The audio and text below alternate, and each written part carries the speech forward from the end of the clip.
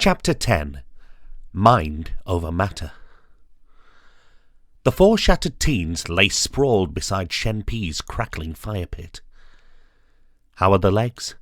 Jenny asked Fedor and Joe, watching Joe squirm to get comfortable in the nest of cushions. The brimming cup of sweet tea sloshed over his hand, and he swore. "It's throbbing." He shook the liquid off. Joe looked around, hoping to find an orphan book within reach. There were none. "Do you have any books?" Jenny looked confused. No. The pain will go soon. Gen C is a wonder with balms. Got a cure for anything." Sam got the impression Joe did not really do conversation. The young Italian stared at the flames, blowing on the tea before taking a tentative slurp. The damage to his leg had proved minor.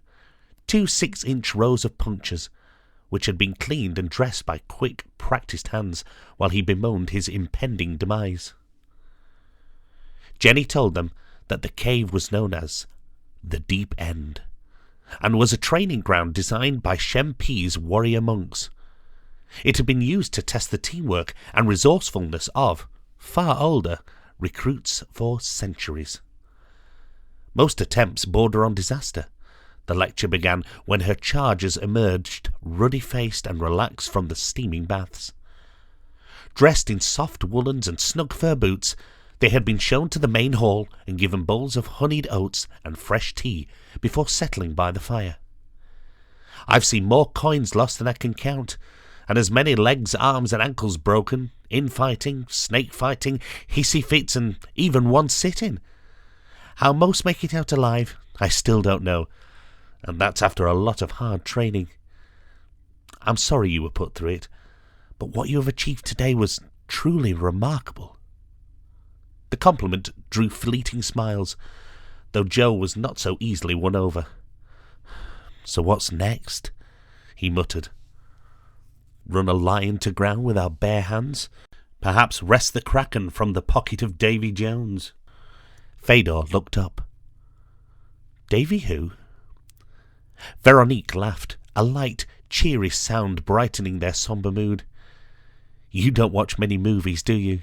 she teased, with a flawless American twang. Fedor looked embarrassed. "No, my father believes spare time should be invested in improving oneself." "What's with the accent?" She shrugged. "Old habit. I've always loved pretending," she replied with Jenny's Scottish lilt. "What a coincidence," Joe muttered. "I like pretending that I'm not here." "Hey!" Sam turned to Fedor.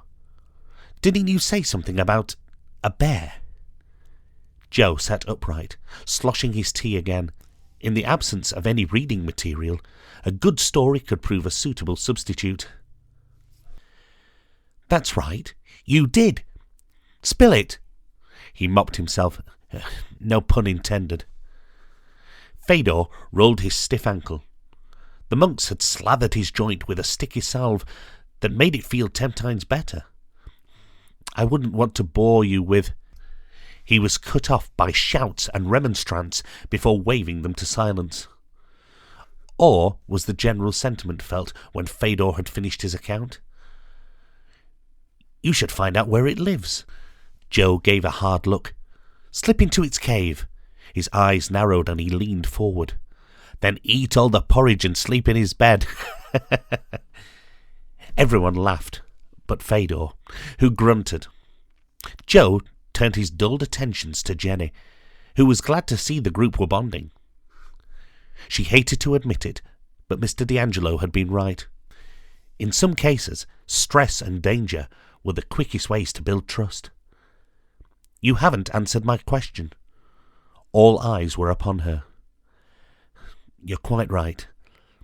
Before we go into what comes next, let's cover what you know so far. Sam?" The boy blinked. "Huh?" "Pardon," Veronique corrected, then blushed. "Sorry. Manner-obsessed parents." Sam felt put on the spot, and like so many teenage boys, instantly hid behind humour. "Well," he began, "I can't speak for the others, but a few weeks ago I thought my dad was a boring geek who worked in the patent office, when in fact he works for this secret organisation that keeps the good, the bad and the ugly of the inventing world off the streets and safely under lock and key." Jenny frowned, but let him continue. "The mysterious few are divided into field and non-field personnel and spread all over the globe. But that's not a problem because they've kept all the best stuff for themselves and can pop about by simply walking through a magic door." "It's not quite that simple." Jenny decided to move on. "Anyone else? Fedor?" "Well, I know that induction lasts for a year, during which you're assessed for field training. If you pass, cadre training is a further 2 years. After that, you enter active service."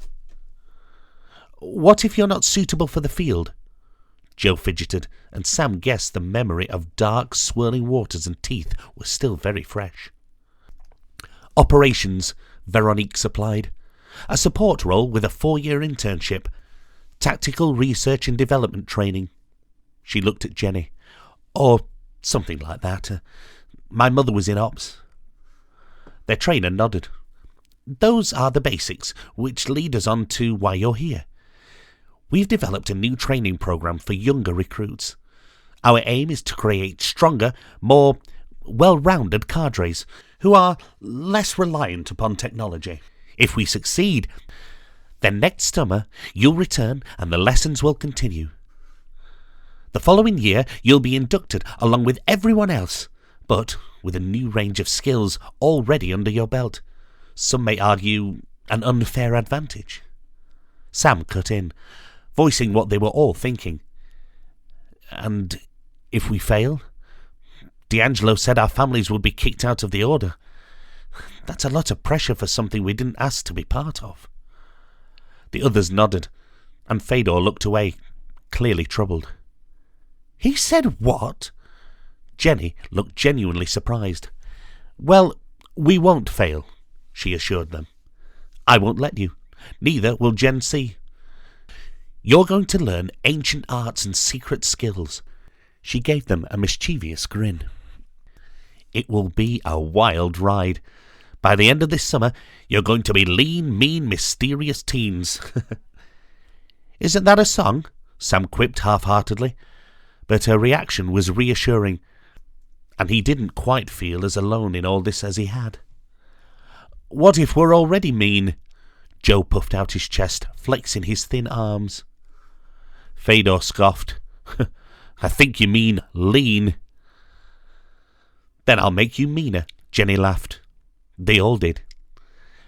"Does this mean we'd be a cadre?" Sam asked. Jenny pursed her lips. "I hadn't really thought about that. I guess it does. The deep end tests your suitability, and you passed." "Do we get a name?" Veronique's voice mimicked Joe. "Nicky the First has a nice ring to it." "I guess you do. Any suggestions?" They all shouted at once, their proposals ranging from funny to absurd, several laced with not-so-subtle innuendo. "Boys!" Jenny and Veronique exclaimed. Tears were rolling down Sam's cheek at his toilet humour. "What was the name of the first cadre?" Joe asked. Veronique rubbed her hands. "Ooh, yes, I like that." Jenny squinted into the fire. "You know, I'm not sure. Nessie, can you help?" Sam looked around, confused. "Of course." Jenny shook her head with disgust. "The Stone Thieves. How could I forget that?" Hello?" Joe raised his eyebrows. "Who's your invisible friend?" Jenny patted her ear. "Nessie, my AI." "In your head?" Sam asked, wondering how far their AI technology extended. Jenny reached into her pocket and drew out a slim device. This is an epistem, STEM for short. It's the standard issue personal digital assistant that connects us to the Earthsong network and the Cube, our artificial intelligence server farm. Each field agent is assigned an AI profile that they name once activated. It learns about you and develops a personality to best complement your character. My AI is called Nessie. As in Loch Ness? Exactly.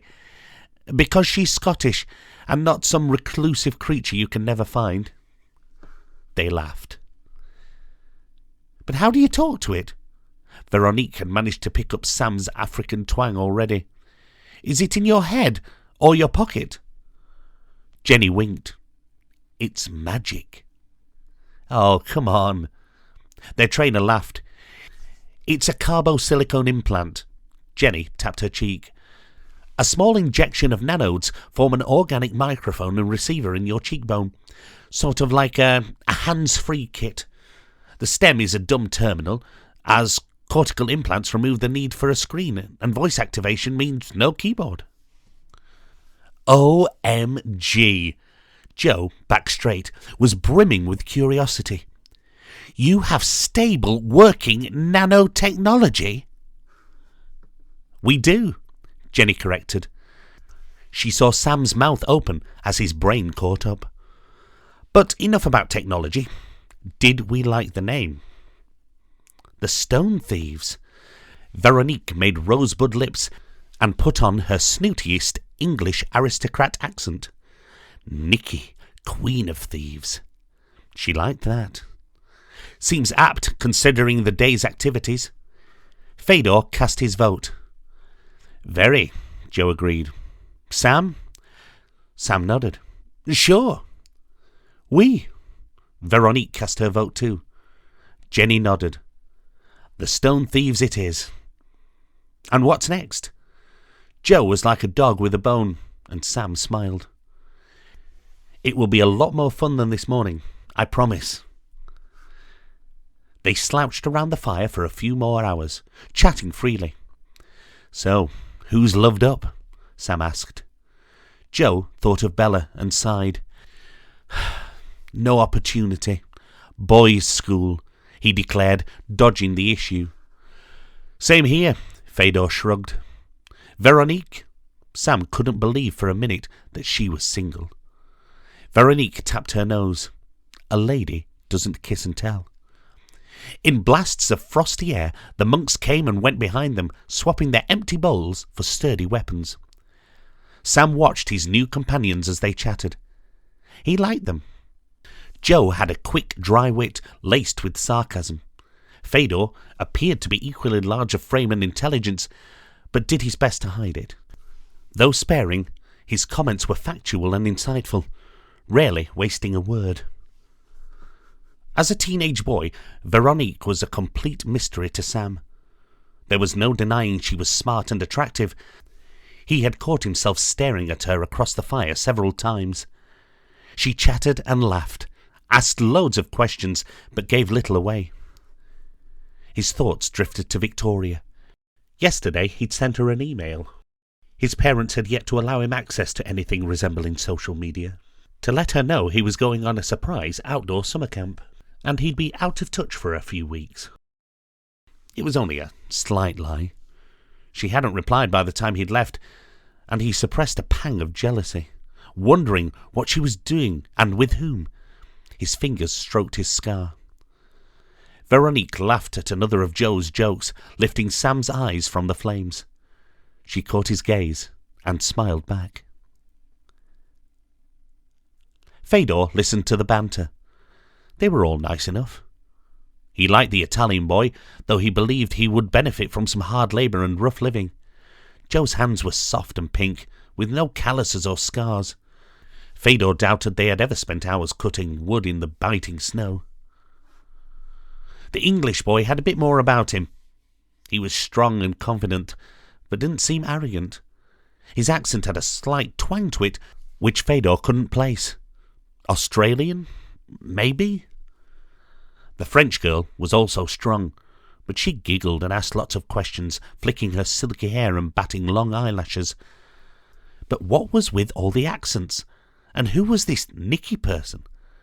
She had, thankfully, grown tired of interrogating him.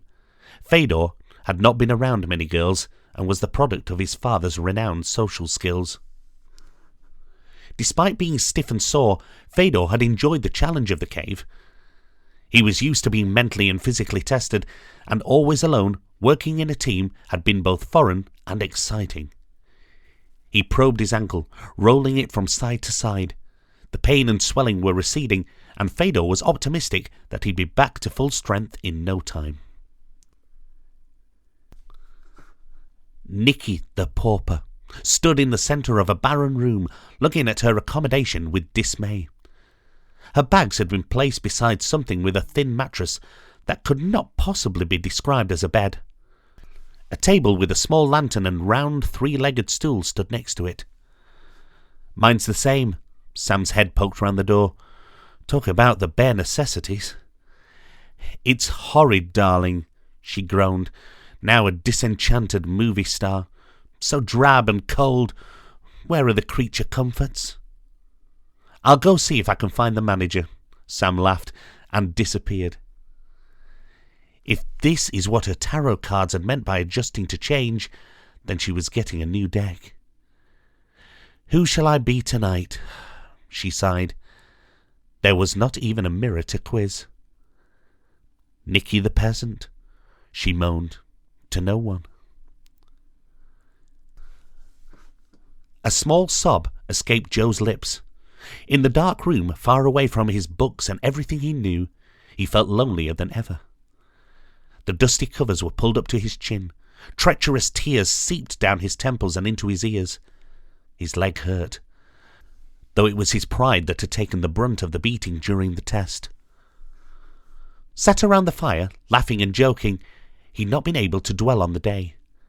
Now, however, alone in the cold bed, he was gripped by homesickness and doubt. He couldn't get through it. He was not athletic. He needed glasses and sometimes had trouble breathing, not to mention his allergies. How could he be put in this ridiculous situation? His melancholy deepened, and soon his nose was running too from the musty bedclothes. It simply would not do. In the morning, he would find that Jennifer lady and inform her that he would be returning home at once, back to his room, to his father's old study. His father. Joe's pique deepened. What would his father have said if he'd returned beaten, tail tucked between his legs? In truth, he had no idea. He remembered very little of the man, but he doubted he'd have been proud. Nono would certainly not be. Joe clenched his teeth. He sniffed and wiped his eyes, flipping his lean pillow to banish the tear-soaked patches. He would not be beaten. This was a monastery. They must have books, even a library, perhaps. His mood brightened with the thought, and he wriggled further under the covers.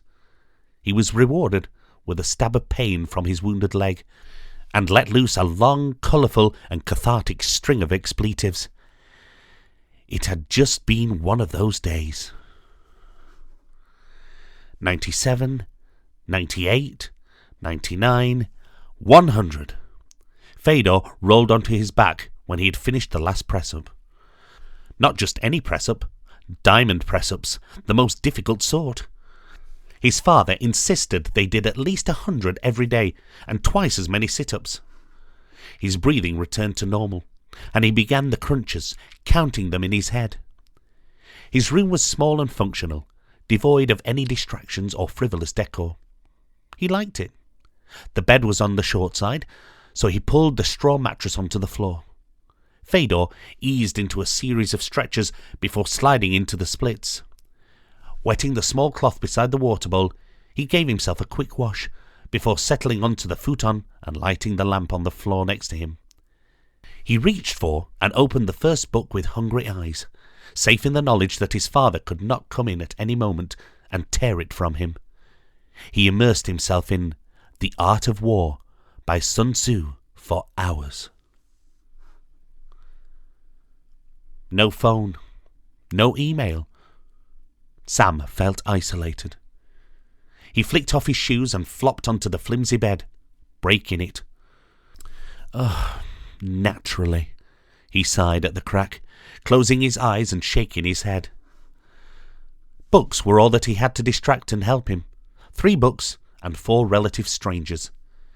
He scratched his scar. It was safer to do this with strangers. He wasn't responsible for them, and they seemed to be able to take care of themselves. Well, most of them. He wondered what Sophie would have made of it all. "I miss you so much." He immediately blocked such thoughts and forced his mind to drift to Victoria, imagining instead what she was up to. Sam had tried not to become too attached to her, but it had not worked. It made no difference now. He could not contact her even if he wanted to. He could only hope she was waiting for him. "Is this the start you had in mind?" Gen C asked Jenny once their wards were in bed. She sighed and tousled her hair. It had been a stressful day. "Well, it's certainly not the way I'd have eased them in, but when has D'Angelo ever done things by halves? Still, Harbinger is at our door, so we need to throw everything we have at it.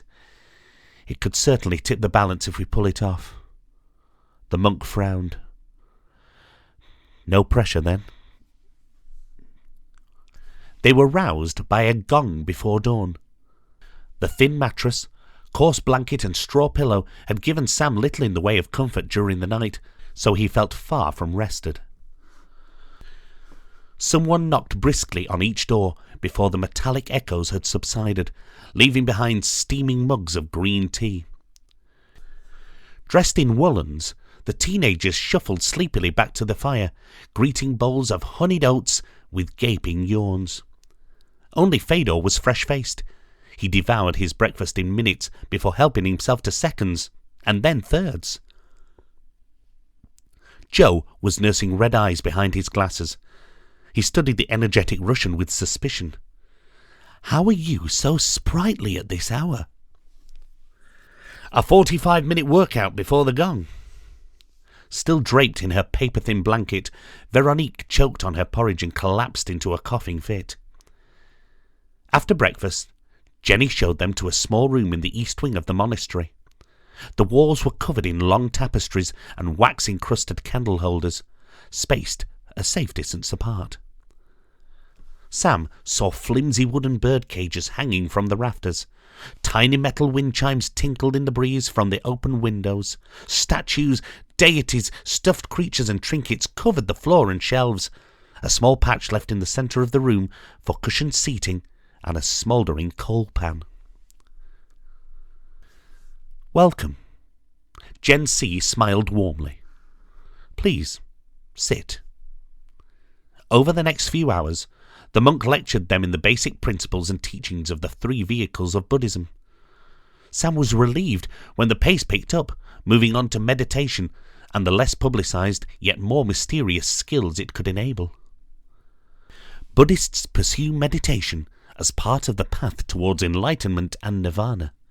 But with the right teaching, meditation can also be used to control the body, to ignore pain and withstand extreme heat or cold.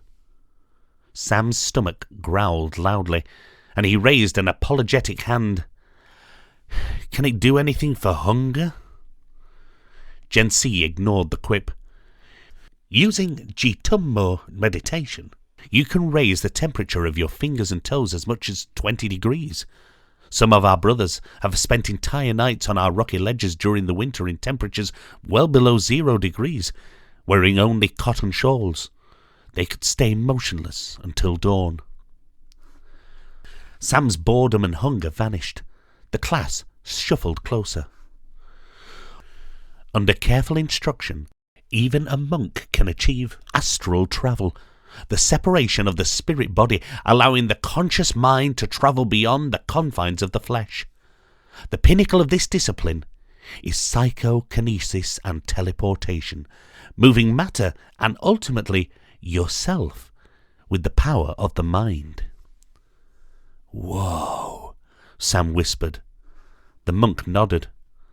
Thoughts can be focused to fold time and space, creating a passage for the physical body. The Order uses a similar technology to accommodate our vast numbers of travellers, but in the time before machines, only the strongest minds could achieve this form of travel. It is known as folding. And you're going to teach us to do it? Joe was giddy with excitement, his glasses glistening in the amber rays of the afternoon sun as he fidgeted. No, Gen C laughed. I'm afraid not. It takes a lifetime of study and meditation to achieve the pure and focused state of mind needed. No, I'm going to teach you how to cheat. He held up a cluster of carved stones, each tied to a long cord. What are they? Veronique asked. Crucer, stepping stones. They are remnants of a relic Heredrian discovered, a series of paving stones ending at a broken archway. He believed they had been used to create a doorway to another place, perhaps even another world. These fragments are all that's left. An ancient speed lift, Joe gushed. Gen C smiled. Better. Speed lifts can only open on places where doors have been constructed. The Crucer can take you anywhere you can imagine. Sam gazed at the familiar talisman. Joe was champing at the bit. How do we use them? Slow down. Gen P patted his arm. First, you need a calm mind. Joe took a deep breath. Okay. Ready.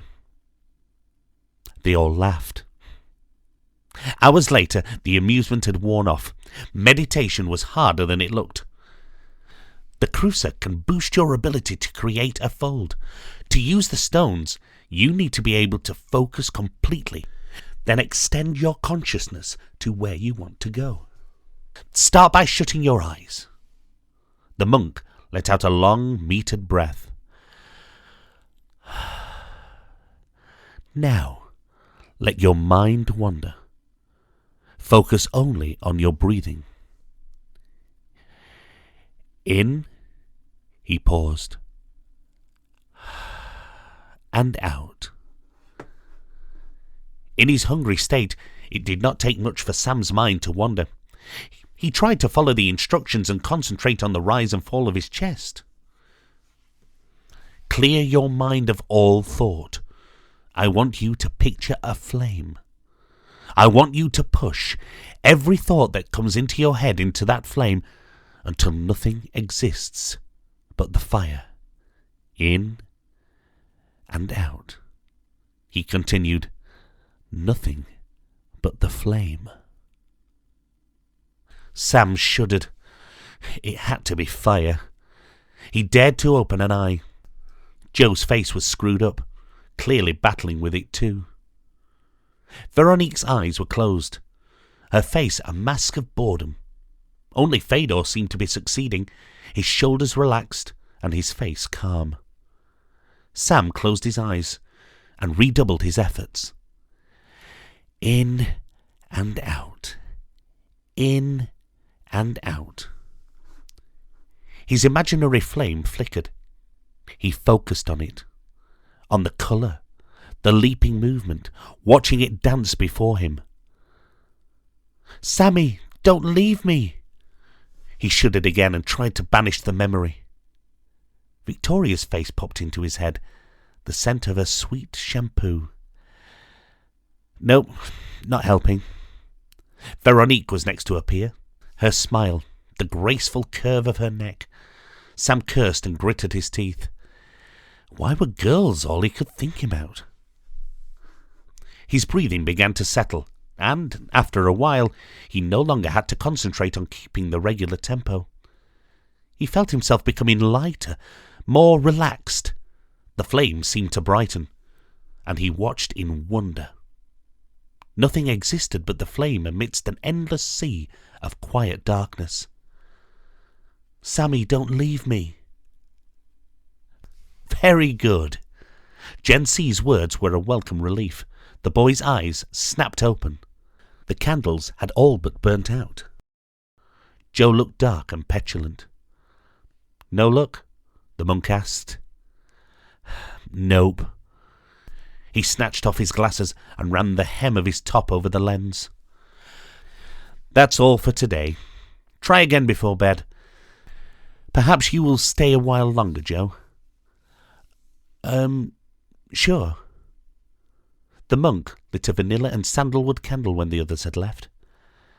Why do you think you battled with the exercise? He asked Joe. I don't know. I tried to concentrate on the flame, but there are just too many things in my head. Every time I manage to put one from my mind, two more replace it. I feel like Perseus chopping at the Hydra. Do you have a happy thought? Huh? A memory or an idea that calms you? Joe pursed his lips. My room? It used to be my father's study. It's full of his books, maps, memories. The smell reminds me of him. It's all I have left. The monk settled down. Let's use that. Close your eyes and think of that scent.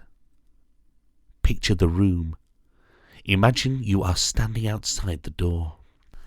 Craft every detail of the door. Imagine I was going to paint it and need to know every feature. The grain of the wood, the shape of the handle, the style of the hinges. Then reach forward and take the handle. Imagine how it would feel in your hand. Open the door. Sniff the air. Let the smell fill you. Wash everything else away. Magnify every detail. The floor, the walls, the windows, shelves, books, maps. Fill your mind with every sensation you can link it to, until you are there, standing in the center of the room. Are you there? Yes, Joe murmured, his tone almost sleepy. Good. The boy was holding the crucifer, and Gen C placed his hand over it. Now, picture how it looked when you left it. Fill in every detail that makes the space yours. Pull yourself towards it. Imagine stepping into the room. Feel the floor under your feet. Hear the world beyond. Reach out and touch it. Pull yourself into that memory. Joe's mind was filled with his room. The sun was streaming in, the sounds of the lake sneaking between the long flowing curtains that rustled in the breeze. His father's desk piled high with books, his bed rumpled and unmade. Wood and leather, musty pages, and a hint of cherry carried up from the orchard. He felt the breeze now, stirring the hairs on his arms, cool against his skin. He heard the muffled roar of a motorboat on the lake, followed by the excited screams of children. Open your eyes, Giuseppe. Sunlight blinded him, and Joe lifted his free hand to shield his eyes. The sounds, the smells, they were all real. He reached down and felt the familiar bedclothes, heard the chime of the grandfather clock in the hall beyond the door. His vision adjusted. Before him, at the edge of his bed, sat the monk. They were no longer in the monastery. How? We just needed to calm your mind. The stepping stone did the rest. Well, with a little help, he admitted. Joe gaped. He opened his hand and looked at the innocuous stone. There are more things in heaven and earth, Horatio, than are dreamt of in your philosophy. Pardon? Joe looked around his room. It's Shakespeare. Whilst I don't think this is quite what Hamlet had in mind, it seems somewhat fitting. Gen C heard voices drifting up the stairs. Best we get back? Couldn't I just grab a few? Joe stretched towards a tantalizing pile of books. Gen C tightened his grip, holding the boy back. Just close your eyes and relax. Joe looked around longingly, savouring every detail of the office. Then the temperature plummeted, and Gen C lifted his hand from the boy's shoulder. They were back. But Joe had returned victorious. "You're kidding," Sam explained, patting him warmly on the back. "Well done, you!" Joe had found the others in the dojo, Fedor poring over the arsenal of practice weapons hungrily. "Simply amazing, sugar." Veronique slipped into her southern belle. "Do you think you could do it on your own?" Joe nodded. "Oh yeah, it's quite easy once you know how." "Not." They laughed. Fedor came over, eyes bright. "The instructor says he'll show me how to use some of the weapons tomorrow morning." "What are you lot looking so pleased about?" Joe filled him in. "Wow, good for you." He gave the boy's shoulder a meaty swat. "Now, let's get some supper. I'm starving." "A good day, then?" Jenny asked at the dining table, having been subjected to an even more embellished account of Joe's adventure. The boy's legs jiggled under the table, causing the bench he shared with Veronique to shake. "Joe!" she snapped for the 10th time, tea sloshing over her hands. "Sorry." "That bit about the monks spending the whole night on a rocky ledge seems a bit hard to believe." Sam frowned. "How about a demonstration, then?" They turned to see Gen C standing in the doorway. Sam blushed. "I didn't mean any disrespect, Gen C. It's just..." "It's natural to doubt what you cannot see or explain. Come with me." "Huh, nice going, big mouth," Joe muttered. Sam spluttered at the irony. They fell upon a selection of heavy boots, furs, mittens, cozy deerstalker hats, and long scarves. Gen C watched them struggle into every ounce of clothing they could find. "Ready?" 4 fur-lined heads bobbed. The monk heaved the great door open on a blast of icy air. Wearing only his sandals and thin cotton robe, he trudged down the tunnel and onto the frozen mountain. Sam gasped. Hundreds upon thousands of tiny, twinkling stars were set against the deepest blue. There was not a cloud in the sky, and the perfect snow crunched underfoot. Ahead, the line of statues and guards waited. Not a single figure stirred as they made their way toward the cliff. "Your mind is the most powerful weapon you'll ever possess," Gen C shouted over the rising wind. "If you can control it, you can learn to control everything around you." His breath frosted with every word, but he did not shiver. Taking off his sandals, Gen C stepped into a drift, his legs disappearing to his knees. To their amazement, the monk then sat down and closed his eyes. Joe looked at Sam. Sam looked at Fedor. Veronique looked at Joe. "No way!" Sam's voice was muffled beneath a thick wrapping. A tendril of steam began to rise from the hole the monk had made. After several minutes, Gen C's body was not only free of snow and ice, but so was the ground around him. Clothes dry, eyes closed and legs crossed, he sat with his hands folded neatly in his lap. "Incredible!" Joe was almost unintelligible through excessive layers of wool. Sam bent to examine the monk. He peeled a mitten off and touched his shoulder. It was warm as a kettle. Gen C's eyes shot open and Sam fell back, landing in a snowdrift. The others burst out laughing as Sam wriggled. Fedor grabbed a flailing limb and dragged him to his feet. "Hard to believe now?" the monk asked. "No, sir," Sam said. "Pretty damn amazing." "See," Joe bustled between them. "That was the coolest thing I've ever seen." "Warmest," Fedor grunted. Joe laughed. The hottest. Veronique did not want to spoil the moment, but she was losing the feeling in her toes. Could we go now?